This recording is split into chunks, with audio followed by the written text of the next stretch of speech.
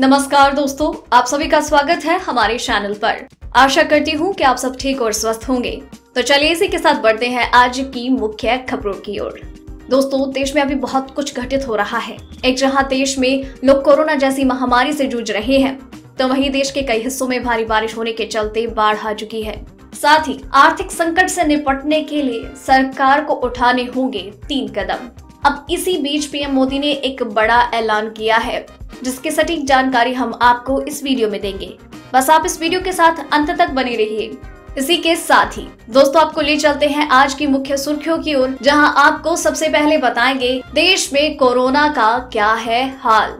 वहीं बताएंगे मनमोहन सिंह ने दिए मोदी सरकार को आर्थिक संकट से निपटने के लिए 3 सुझाव।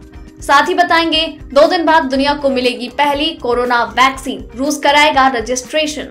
वहीं मुश्किल में फंसे नेपाल के काम नहीं आया चीन, भारत ने की मदद, 100 पे 100 वेंटिलेटर। बड़ी खबर, दिल्ली में नहीं होगी कॉलेज यूनिवर्सिटी की परीक्षाएं, सरकार ने लिया फैसला। इसी के साथ अगली खबर में आपको बताएंगे आज आपके राज्य का मौसम का हाल। वहीं बताएंगे पेट्रोल डीजल के आज के दाम। साथ ही बताएंगे पतंजलि बन सकती है आईपीएल 2020 की स्पॉन्सर, बाबा रामदेव की कंपनी दिखा रही दिलचस्पी। वहीं परिवार संग ईडी के दफ्तर पहुंची रिया चक्रवर्ती, पूछताछ में खुलेगा 15 करोड़ रुपए का सच। तो चलिए दोस्तों, एक एक करके सभी बड़ी खबरों के बारे में जान लेते हैं। इसी के साथ आइए आज की सबसे पहली बड़ी खबर पर नजर डालते हैं। देश में कोरोना वायरस का कहर जारी है। देश में कंफर्म केसों का आंकड़ा 22,15,074 के पार हो चुका है और 44,386 से ज्यादा लोगों की जान जा चुकी है। 14,80,884 ठीक हो चुके हैं। दुनिया भर में इस वायरस से 7,30,089 से ज्यादा लोगों की मौत हो चुकी है। वहीं 1,97,92,519 कंफर्म केस है। हो सकता है जब आप ये वीडियो देख रहे हो तो ये आंकड़े और बढ़ गए हों। इसी के साथ ही बढ़ते हैं अगली खबर की ओर। पूर्व प्रधानमंत्री मनमोहन सिंह ने कोरोना वायरस महामारी से चौपट हुई अर्थव्यवस्था को थामने के लिए सुझाव दिया। पूर्व पीएम ने कहा, आर्थिक संकट को रोकने के लिए तत्काल 3 कदम उठाने होंगे। 2019-20 में जीडीपी ग्रोथ 4.2% रही, जो लगभग एक दशक में सबसे कम ग्रोथ रेट रही। बीबीसी में छपी एक रिपोर्ट के अनुसार पूर्व पीएम ने कहा, सरकार को संकट दूर करने और आने वाले वर्षों में सामान्य आर्थिक स्थिति को बहाल करने के लिए 3 कदम उठाने चाहिए। पहला, सरकार को लोगों की आजीविका को सुनिश्चित करना चाहिए और उन्हें डायरेक्ट कैश ट्रांसफर कर उनके खर्च करने की शक्ति को मजबूत करना होगा। दूसरा, सरकार समर्थित क्रेडिट गारंटी प्रोग्राम के माध्यम से व्यवसायों के लिए पर्याप्त पूंजी उपलब्ध करानी होगी। तीसरा, इंस्टीट्यूशनल ऑटोनॉमी एंड प्रोसेस के माध्यम से फाइनेंशियल सेक्टर को ठीक करना चाहिए।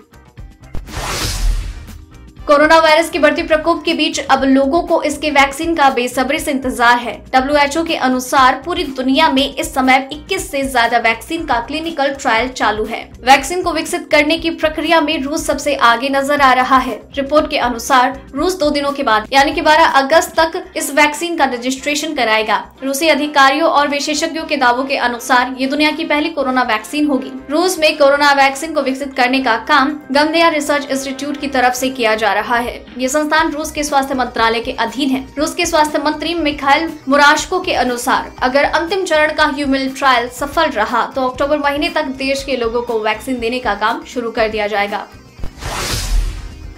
एक तरफ चीन की खातिर नेपाल भारत के साथ अपने रिश्ते खराब कर रहा है, तो वहीं भारत मुसीबत में पड़े नेपाल की हर तरह से मदद करने में जुटा है। भारत सरकार ने कोरोना के खिलाफ जंग में मदद के लिए 10 वेंटिलेटर सौंपे। कोरोना के गंभीर मरीजों की जान बचाने के लिए वेंटिलेटर्स की आवश्यकता होती है। बता दें कि नेपाल में कोरोना संक्रमितों की संख्या 22,000 से ज्यादा हो गई है। नेपाल के मुख्य अखबार काठमांडू पोस्ट की एक रिपोर्ट के अनुसार नेपाल, विशेषकर काठमांडू में कोरोना संक्रमितों की संख्या तेजी से बढ़ रही है और हॉस्पिटल फुल हो गए हैं, संसाधन कम पड़ रहे हैं। ऐसे में भारत ने रविवार को नेपाल को 10 वेंटिलेटर सौंपे। काठमांडू में भारत के राजदूत विनय मोहन कबत्रा ने सेना मुख्यालय में chief of army staff general Purnachandra Thapa को ये वेंटिलेटर सौंपे। गौरतलब है कि नेपाल और भारत का रिश्ता सदियों से बेहद दोस्ताना रहा। हर मुश्किल वक्त में दोनों पड़ोसी एक दूसरे के साथ खड़े नजर आए।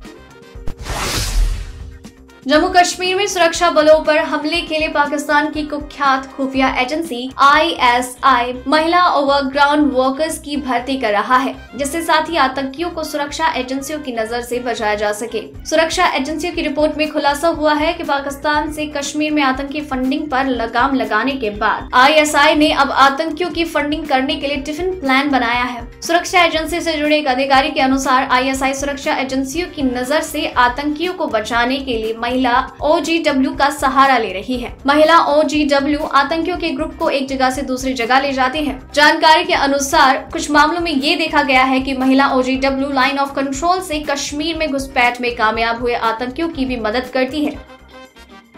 इसी के साथ बढ़ते हैं अगली खबर की ओर।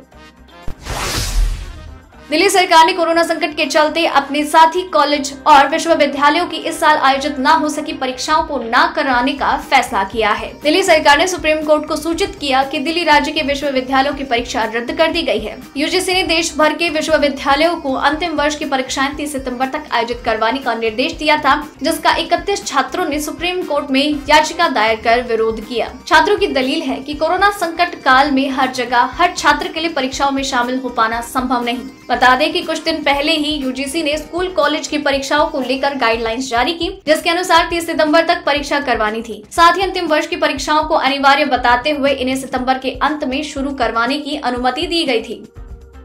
दोस्तों, वीडियो में अभी काफी कुछ महत्वपूर्ण खबरें बाकी है, इसीलिए वीडियो के साथ बने रहिए। तो चलिए बढ़ते हैं अगली खबर की ओर। सरकारी तेल कंपनियों ने आज तेल की कीमतों में कोई बदलाव नहीं किया। पेट्रोल और डीजल को लगातार राहत मिल रही है। आज दिल्ली में पेट्रोल की कीमत 80.43 और डीजल 73.56 प्रति लीटर है।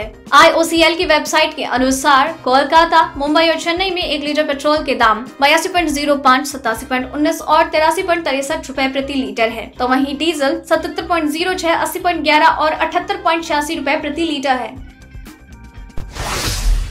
वहीं दिल्ली NCR में रविवार को हुई बारिश के बाद मौसम का मिजाज बदल गया है। यहाँ तापमान में गिरावट आई। मौसम विभाग के अनुसार दिल्ली और आसपास के इलाकों में बुधवार को भी मध्यम बारिश हो सकती है। मौसम विभाग के क्षेत्रीय पूर्वानुमान केंद्र के मुख्य कुलदीप श्रीवास्तव ने कहा, मॉनसून उत्तर की तरफ बढ़ेगा और रविवार से बुधवार तक दिल्ली NCR के आसपास रहेगा। पूर्वी और पश्चिमी उत्तर प्रदेश, पूर्वी राजस्थान, हरियाणा, उत्तर पंजाब, उत्तराखंड और हिमाचल प्रदेश के अलग अलग स्थानों पर भारी बारिश की संभावना है। विभाग ने कहा, पश्चिमी राजस्थान को छोड़कर उत्तर पश्चिम भारत में अच्छी खासी बारिश होने की संभावना। राष्ट्रीय राजधानी के कुछ हिस्सों में रविवार को बारिश होने से पारा कुछ नीचे गिरा। मौसम विभाग के अनुसार IGI हवाई अड्डे, द्वारका, सफदरगंज और बहादुरगढ़ सहित कई स्थानों पर हल्की से मध्यम बारिश दर्ज की गई। सफदरगंज वेधशाला के अनुसार 1 मिमी बारिश हुई है। रिज और लोधी रोड ने 7 और 1.6 मिमी वर्षा दर्ज की। मौसम विभाग ने कहा कि बारिश की वजह से तापमान गिरकर 35 डिग्री सेल्सियस हो गया है।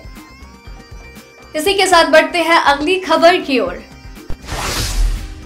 पाकिस्तान चीन के साथ मिलकर भारत पर दबाव बनाने के लिए कई तरह के हथकंडे अपना रहा है। इसी सिलसिले में पाकिस्तान की एक और नई चाल सामने आई। इमरान खान सरकार ने पाक अधिकृत कश्मीर में एक रेल लाइन बिछाने की मंजूरी दी है। चीन के एक अखबार में छपी रिपोर्ट के अनुसार कुछ दिन पहले ही चीन ने पाकिस्तान के इस्लामाबाद में शिजियांग प्रांत के काशगर तक बनने वाली सड़क के एक हिस्से को आम जनता के लिए खोल दिया था। पाकिस्तान में 188 किलोमीटर की सड़क बनी है, जिसका एक शोर थाकोट और दूसरा हवेलियन में बसा है। जानकारों का मानना है कि पाकिस्तान की इस रेल लाइन योजना का मकसद भारत पर दबाव बनाने का काम करेगा। कुछ दिन पहले इमरान खान सरकार ने जम्मू कश्मीर से आर्टिकल 370 हटाने को लेकर विरोध जताया था और अपने देश का नक्शा पेश किया था। सुशांत सिंह राजपूत केस में मनी लॉन्ड्रिंग मामले की जांच कर रही ईडी ने रिया चक्रवर्ती को एक बार फिर से पूछताछ के लिए बुलाया। रिया अपने भाई शौविक और पिता के साथ ईडी के दफ्तर पहुंचे। इस बीच खबर आ रही है कि सुशांत ने रिया को लाखों का गिफ्ट दिया था। ऐसे में इस एंगल पर भी पूछताछ हो सकती है। इन गिफ्ट्स को लेकर ईडी रिया से सवाल करेगी। बता दें कि ईडी ने रिया चक्रवर्ती से 8 घंटे पूछताछ की। ईडी ने रिया के भाई शौविक से करीब 18 घंटे पूछताछ की। ईडी से पूछताछ के दौरान सामने आया कि रिया ने साल 2018 में 85 लाख रुपए का मुंबई के खार इलाके में फ्लैट खरीदा। इसके साथ ही सामने आई कई खबरों के अनुसार साल 2019 में सुशांत सिंह राजपूत के अकाउंट में 50 करोड़ रुपए थे, जिसमें सिर्फ अब 1 करोड़ से कुछ ज्यादा की रकम बची है। इस दौरान उनके खाते से रिया और शौविक के अकाउंट में काफी पैसे ट्रांसफर हुए। इसी के साथ बढ़ते हैं अगली खबर की ओर। आईपीएल के टाइटल स्पॉन्सर की दौड़ में अब एक स्वदेशी कंपनी भी शामिल हो गई। बीते दिनों बीसीसीआई ने चीनी मोबाइल कंपनी वीवो के साथ अपने करार को रद्द किया। इसके बाद तमाम कंपनियों के साथ योग गुरु बाबा रामदेव की कंपनी पतंजलि भी आईपीएल के टाइटल स्पॉन्सर की दौड़ में शामिल हुई। इस साल आईपीएल यूएई में खेला जाएगा और माना जा रहा है कि शुरुआती कुछ मुकाबलों में स्टेडियम में दर्शक नहीं होंगे। बावजूद इसके मीडिया पर इसके असंख्य विज्ञापन होंगे। वीवो के हाथ खींच लेने के बाद बीसीसीआई नए प्रायोजक की तलाश कर रही है। हालांकि अभी इसके लिए टेंडर जारी नहीं हुआ। वीवो के हटने के बाद आईपीएल का प्रायोजक बनने के लिए बाइजू, अमेज़न, रिलायंस जियो, फैंटेसी स्पोर्ट्स कंपनी, ड्रीम 11 और कोका कोला इंडिया जैसी कंपनी रेस में है। वीवो ने 2018 से 2022 तक 5 सालों के लिए 2190 करोड़ रुपए प्रत्येक वर्ष करीब 440 करोड़ रुपए में आईपीएल प्रायोजन अधिकार खरीदा है। दोस्तों, आज की खबरों में बस इतना ही। अगर आपको भी ये खबरें अपने मोबाइल पर हर दिन यूं ही चाहिए तो इस वीडियो के नीचे दिए गए इस लाल बटन को दबाकर चैनल को सब्सक्राइब कर लीजिए और साथ ही साइड में दिए गई इस घंटी को भी दबा दीजिए। और अगर आपने ये वीडियो पूरा देखा है तो अपना नाम नीचे कमेंट बॉक्स में जरूर लिख दीजिएगा। फिर मिलते हैं कल। जय हिंद, धन्यवाद।